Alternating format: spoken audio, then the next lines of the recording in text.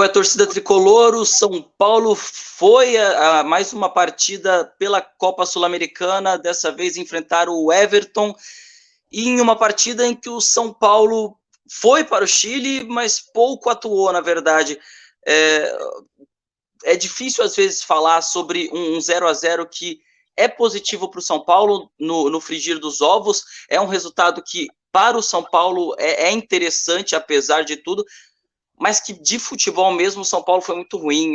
Foi uma partida em que eu particularmente terminei a partida muito irritado, porque você vê que existe ali um esquema de jogo claro, você vê que existe de fato alguma coisa que foi treinada, mas você vê que as peças elas não conseguem desenvolver aquilo que foi proposto.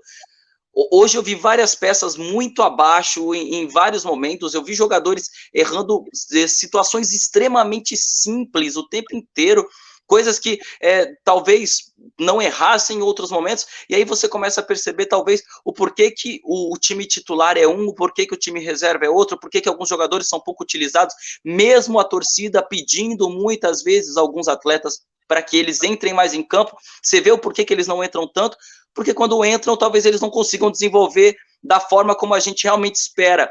Eu queria já começar perguntando para o Moser o que ele achou da partida, falar para ele fazer as considerações iniciais dele e já contar um pouquinho do que aconteceu na partida para a gente. Boa noite. Primeiro, começando pela escalação, quando saiu a escalação, eu pensei que o São Paulo ia atuar na tática que vinha atuando desde sempre, que é 2 linhas de 4 e os dois soltos na frente, só que eu não sabia quem seria os dois na frente, né? Ou seria Luciano e Marquinhos, ou seria Luciano e Rigoni. Mas com a bola rolando, foi um 4-3-3, com Patrick e Gabriel Neves de interior, e o Rigoni de ponta esquerda. E aí eu acho que é onde começa o grande erro, nesse 4-3-3. Por quê? Porque o Rigoni pouco acrescenta hoje em termos de jogo e em termos de recomposição defensiva. E o Patrick, Rigoni e Reinaldo de um lado do campo acabou sendo uma zona bem negativa do São Paulo, que também não conseguiu atacar pela direita no seu primeiro tempo. O jogo, falando português bem claro, foi um jogo ruim, um jogo que me deu sono, falando, para ser bem sincero, principalmente no primeiro tempo. E o São Paulo sai com um resultado muito melhor do que a atuação que teve, né? O São Paulo escapou realmente de perder para o Everton hoje. Cara, e o Everton, ele conseguiu entender exatamente qual era o jogo do São Paulo logo de início, ele começa a encurralar as laterais do São Paulo, então o Reinaldo não conseguia subir, atrás ele também deixava muitas bolas passarem nas costas, várias vezes o Léo teve que fazer a recomposição ali, e não apenas isso, o Everton, ele entendeu o que o São Paulo demorou demais para entender, que foi várias vezes, olha, desse lado não está funcionando, vamos jogar para o outro lado, vamos tentar fazer a inversão de jogo várias vezes. O Everton fez isso. O que talvez tenha faltado para o time adversário foi exatamente a qualidade, porque de fato eles chegaram muito, você viu várias vezes o Jandrei sendo o salvador ali em momentos complicados, mas você vê que o Everton chegou muito mais que São Paulo, criou muito mais que São Paulo, talvez exatamente porque conseguia fazer as inversões de jogada no momento certo, o São Paulo não inverteu, o São Paulo não conseguia usar do meio de campo de uma forma que os atletas eles conseguissem subir mais. Várias vezes você vê um meio de campo do São Paulo infértil, você vê o meio de campo do São Paulo ou errando passe ou perdendo bolas. Só no primeiro tempo, acho que o São Paulo perdeu umas 3, 4 bolas que geraram ataques do Everton muito perigosos. E aí, exatamente no meio de campo, exatamente no ponto onde o São Paulo precisava ganhar para que pudesse usar esses pontas, que foi exatamente a ideia do Rogério. Eu vou colocar os pontas, mas a bola precisa chegar nos pontas. E a bola não chega nos pontas em momento algum. Toda vez que o Everton se mandava um pouquinho para pressionar o São Paulo lá em cima, o São Paulo tinha uma dificuldade enorme para sair jogando. A bola perigava, para ser bem claro, a bola não conseguia ficar no pé do São Paulo, queimava no pé dos jogadores. O próprio Pablo Maia, que é um jogador que tem uma qualidade de passe, pouco apareceu no primeiro tempo. O Gabriel Neves, que é o jogador que carimba a bola quase que sempre, ele pouco apareceu e quando apareceu, perdeu bolas assim fáceis. O Patrick não é o jogador para acrescentar em termos de passe, então você já espera dele um jogo parecido com o que é hoje. Mas o São Paulo, dificuldades enormes para sair jogando, principalmente pela esquerda, porque pela direita não conseguia jogar. O Marquinhos pouco acrescentou hoje em termos de jogo ofensivo e defensivo. O Igor Vinícius sempre muito confuso, porque tem hora que ele faz uma jogada muito linda e no segundo seguinte ele perde a bola de maneira bizonha. Então é bem complicado você avaliar o jogo de hoje e querer tirar alguma coisa de positivo do jogo. Praticamente não teve nada. Tá, mas aí assim, vamos lá. A gente sabe que as peças não funcionaram. Aí a gente parte de um erro de escalação ou a gente parte de fato de um erro de que hoje as peças não renderam? A escalação ela foi coerente ou você teria entrado diferente? Eu teria entrado, particularmente, eu teria entrado diferente. É muito fácil a gente falar daqui, né? Falar fora do ambiente do CT. Mas eu teria entrado de forma diferente. Como eu falei, eu teria entrado num 4-4-2, não teria entrado nesse 4-3-3, até porque o time ficou super espaçado. E o Everton joga com uma linha de 3 zagueiros, que muitas vezes os alas voltam e formam uma linha de 5, e conseguia sair, pressionar e depois recompor de maneira muito fácil em cima do desenho tático do São Paulo. Porque o meio de campo quase que sempre sobrava um jogador do Everton por ali. E o São Paulo tinha uma dificuldade mesmo numérica no meio de campo, onde o São Paulo não conseguia ficar com a bola. O Cuevas foi um jogador extremamente agudo no jogo, principalmente no segundo tempo. Colocou o Léo e o Reinaldo em dificuldades várias vezes. Eu acredito que não é só questão de jogadores, nem questão de esquema também. Porque o Rigoni, que é um jogador que a torcida pede bastante, hoje você veio sem atitude nenhuma. O próprio Gabriel Neves, que é um jogador que a gente pede, hoje também não jogou nada. Então, tem um pouquinho de cada coisa, né? Um pouquinho de erro na escalação, um pouquinho de erro na parte tática, no desenrolar tático do time, e também erro por parte dos jogadores. Eu acho que o jogador que menos tem culpa hoje, né, nesse jogo de hoje, foi o Luciano, que acabou jogando de costas para a defesa, de costas para o gol. E ele não é esse jogador, né? Ele tem que vir para o meio de campo, ele quase sempre vem, baixa na linha do meio de campo, para tentar associar com o centroavante à frente dele. Hoje, ele como sozinho lá na frente, a única chance que ele teve, ele fez o gol, mas estava impedido. Então foi bastante prejudicado o jogo do Luciano no jogo de hoje. Cara, mas aí assim, nesse ponto, o Luciano ele não consegue ser esse centroavante ou ele não funciona sem ter um parceiro ali para dividir, talvez um segundo atacante, porque hoje o São Paulo ele jogou com o Rigoni e o Marquinhos puxado pelas pontas e o Luciano mais isolado. Ele precisa de um parceiro de ataque. E a outra pergunta que eu queria te fazer, por que o Luciano ainda é considerado um reserva do São Paulo hoje? O Éder ainda está justificando isso? O Luciano ainda está muito abaixo? Porque eu, pelo menos, tenho visto algumas últimas partidas do Luciano que ele tem entregue um pouquinho mais. Ele sempre carimba um gol, uma jogada de um pouco mais de efeito. Talvez hoje ele tenha sido um dos jogadores ali da parte ofensiva do time que foi um dos menos piores. E por algum motivo ele continua sendo colocado como reserva. Existe uma explicação? A primeira pergunta sobre ele ser centroavante ou não, centroavante na essência da palavra ele nunca vai ser. Ele pode ser um 9, um atacante ali, ele pode até ser, mas depende muito do estilo de jogo do treinador, né? Hoje o São Paulo, o Rogério, ele joga com e para o centroavante, né? Com cruzamentos, por jogadas pelas laterais, para servir o Calheri. E o São Paulo no elenco talvez seja só o Juan que consiga fazer esse suporte, que consiga receber essa bola longa e suportar a defesa e fazer o pivô e nos cruzamentos ele conseguir disputar com o zagueiro. O Luciano não é esse tipo de jogador. Ele poderia jogar mais avançado, ele pode ser o jogador mais avançado do time, mas para isso tem que mudar todo um sistema da equipe e não é isso que a gente vai querer a partir de agora, principalmente nesse meio do ano, né? Não tem como a gente mudar todo o estilo de jogo só para colocar o Luciano ali como o único atacante da equipe. Já em relação à comparação ele com o Éder, eu acho que hoje ainda é o Éder. Eu particularmente não gosto do Éder, não acho, principalmente pelo ano passado ele fez uma temporada horrível, um jogador que pouco acrescentou. Mas nesse ano ele mudou principalmente a atitude. É um jogador que entrou em forma, só que ele não consegue jogar os 90 minutos em alta intensidade. Então, geralmente ele sai com 60, 70 minutos, ele já tem que sair.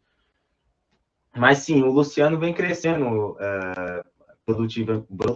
na produção dele, jogando agora como segundo atacante mesmo, e ele vem entrando nos jogos, fazendo gol, o último gol foi de pênalti, mas assim, eu ainda esperaria um pouquinho, eu acho que ele em condições 100%, eu acho que ele seria o titular sim, eu acho que ele hoje acrescenta mais tecnicamente do que o Éder. O Éder não é nenhum grosso, nem nada do tipo, mas o Luciano hoje, tecnicamente, acrescenta mais para o time, porque ele consegue baixar, consegue associar mais o jogo, consegue ser um meia, muitas vezes, mas ainda, por enquanto, eu colocaria o Éder, porque em termos de intensidade, enquanto o Éder está 100% no jogo, o Éder é um pouco mais intenso que o Luciano ainda, mas eu acho que provavelmente o Luciano vai ganhar essa posição. Acho que questão de jogos para o Luciano passar o Éder nessa posição. Cara, e aí já falando do Luciano, você achou de fato que estava impedido? E no lance do Miranda, você achou que foi pênalti, que não foi? Do Miranda eu não achei que foi pênalti, mas eu acho que se tivesse VAR ele ia dar. A bola bate no braço dele nitidamente, né? Mas eu acho que ele estava caído, não tinha como ele recolher o braço de maneira alguma. Mas eu acho que se tivesse VAR, eu acho que ia acabar dando pênalti. Já o lance do gol, ele estava um pouquinho à frente, acho que era pouca coisa. No momento do lance corrido, eu pensei que não estava, mas aí na hora que deu o frame, eu acho que estava um pouquinho à frente. Pecado, né? Então, assim, no final das contas, o São Paulo, ele, no fim de tudo, foi beneficiado, porque no lance do pênalti, teria sido pênalti, e no lance do impedimento, realmente estava impedido. Então, se tivesse VAR, talvez hoje o resultado seria diferente. Talvez o resultado fosse diferente. Talvez. O lance Cara, uma outra coisa. do impedimento é meio difícil de você olhar, principalmente pela TV, porque não é o ângulo correto, né? Às vezes, quantas vezes a gente já pensa, pô, tá impedido, não, pô, tá em posição legal, e às vezes o VAR traça a linha e é outra coisa completamente diferente. Mas pela imagem assim que a gente vê, ele estava um pouquinho à frente. Um outro problema que pelo menos eu enxerguei foi que, como o Everton ele avançou muito as linhas, o São Paulo precisava de um meio de campo um pouco mais criativo, e por mais que você tenha o Léo e o Miranda, que não são péssimos jogadores saindo com a bola, o meio de campo do São Paulo não funcionou. E aí eu olhei para o banco de reservas pensando, a gente precisa de um jogador ali que conduza a bola, porque não vai adiantar a gente ficar trocando passes, porque esses passes vão acabar sendo ocasionalmente perdidos, porque o Everton está pressionando forte. E aí você não encontrava nenhum condutor de bola. O próprio Thales, talvez ele não fosse a melhor opção para conduzir bola. E aí são pontos em que talvez você olhasse para um Gabriel Sara, um Igor Gomes, e esses jogadores fariam a diferença numa partida como a de hoje. Não fazia sentido, pelo menos, levar um deles para um jogo como esse, porque os dois não vão jogar na partida de domingo. O Rogério não vai colocar os dois. Não faria sentido levar pelo menos um, e seria de fato isso que talvez tivesse movimentado um pouco mais e melhorado um pouco mais o meio de campo de São Paulo, que criou muito pouco hoje. no caso do Sara não dá, né? O Sara tá fora praticamente da temporada. Visando a temporada inteira, o Igor Gomes, eu talvez teria levado ele, justamente por uma situação mais de emergencial igual teve hoje. Porque é justamente igual você falou. Precisava desse jogador, do domínio rápido, domínio orientado, que na hora da pressão ele consegue sair da pressão rápido. E nesse tipo de jogo a gente vê a importância do cara, né? Porque com o Gabriel Neves é um jogador mais tático, um jogador mais pausado, um jogador mais voltado para o passe. Então ele não conseguia sair dessa pressão com tanta agilidade. O Patrick muito menos.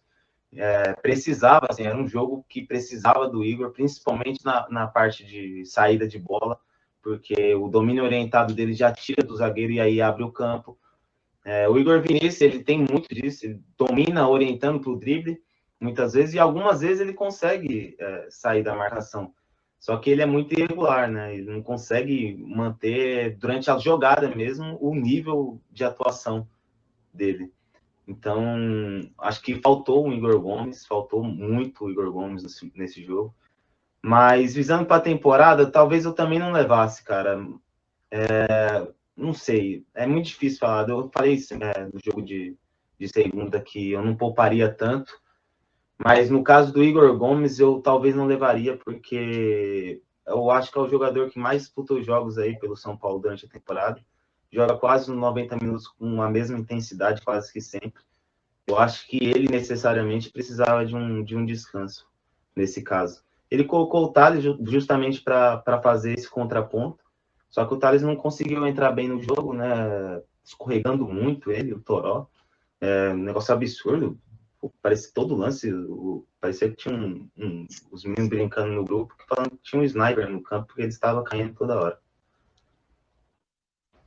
Cara, o Toró, ele entrou extremamente estranho na partida. Eu acho que foram umas 3, 4 vezes que ele escorregou. Em 2 dos escorregões, gerou contra-ataque para o adversário e contra-ataque perigoso. Então, assim, são situações em que a gente começa a olhar e fala, pô, realmente, talvez não tivessem tantas opções realmente de qualidade para mudar o jogo. E aí você vê que o segundo tempo de São Paulo, ele começou e ele permaneceu muito parecido com o primeiro.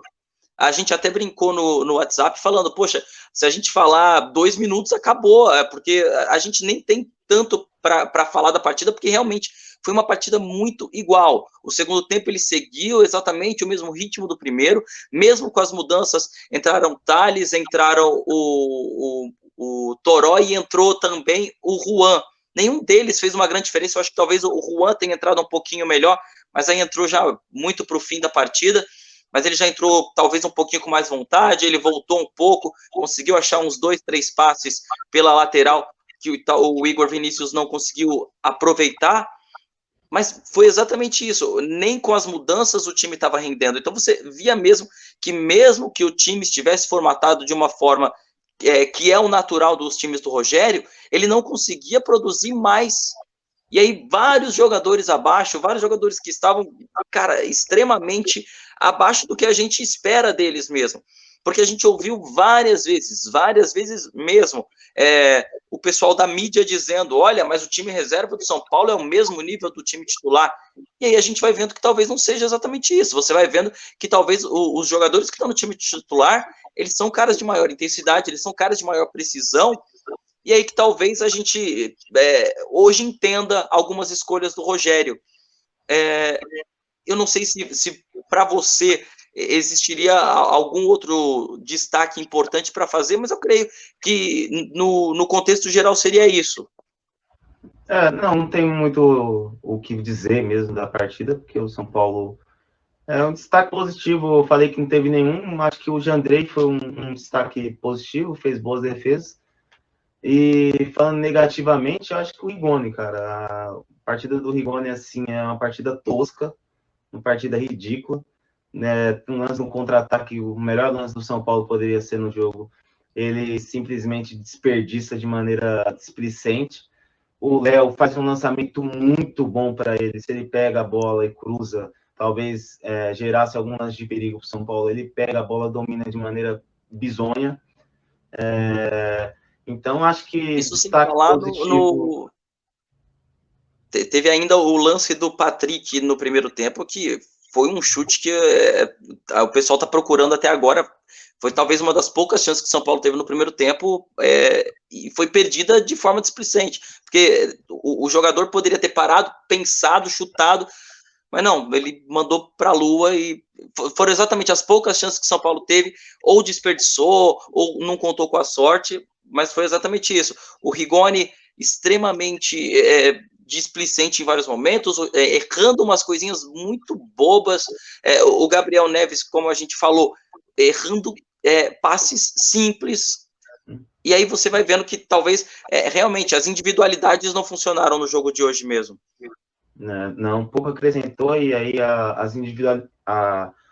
parte de jogo individual de cada um foi a parte do jogo coletivo foi completamente prejudicada pela parte individual. São Paulo pouco jogou também coletivamente, porque a bola chegava no jogador e simplesmente morria, não tinha como gerar contra-ataque, não tinha como gerar pressão, não tinha nada. Então, basicamente falando, hoje foi um jogo assim, você tira poucas lições, eu acho que o Jandrei foi bem, mas, sinceramente falando, não é um jogo que você tenha que tirar como parâmetro para alguma coisa na temporada. É isso, o São Paulo, nesse momento, ele está muito próximo de conquistar a primeira posição no grupo dele, e aí, consecutivamente, vai enfrentar um dos terceiros que se desclassificar da Copa Libertadores, uma vez classificado. Agora, a gente está gravando às 10 horas da noite, logo após a partida, nesse exato momento, Jorge Wilstermann está jogando com o Ayacucho, e essa partida já pode, inclusive, facilitar a vida do São Paulo para decidir a posição dele no campeonato, e aí até entender como o São Paulo vai para as próximas partidas contra o Jorge Wilstermann e contra o Ayacucho, as duas no Morumbi. A gente volta para mais um vídeo amanhã para falar sobre uma síntese semanal, falar como foi a semana do São Paulo, falar tudo o que aconteceu, e no domingo a gente tem o vídeo pós-jogo do São Paulo e Fortaleza, partida em que o Rogério Ceni volta a enfrentar o Fortaleza depois de tanto tempo, dessa vez do lado certo. É isso? É isso. Então, tamo junto, fechou. Curtam, compartilhem, divulguem nas suas redes sociais. E como a gente sempre gosta de terminar por aqui, vamos São Paulo! Vamos, São Paulo!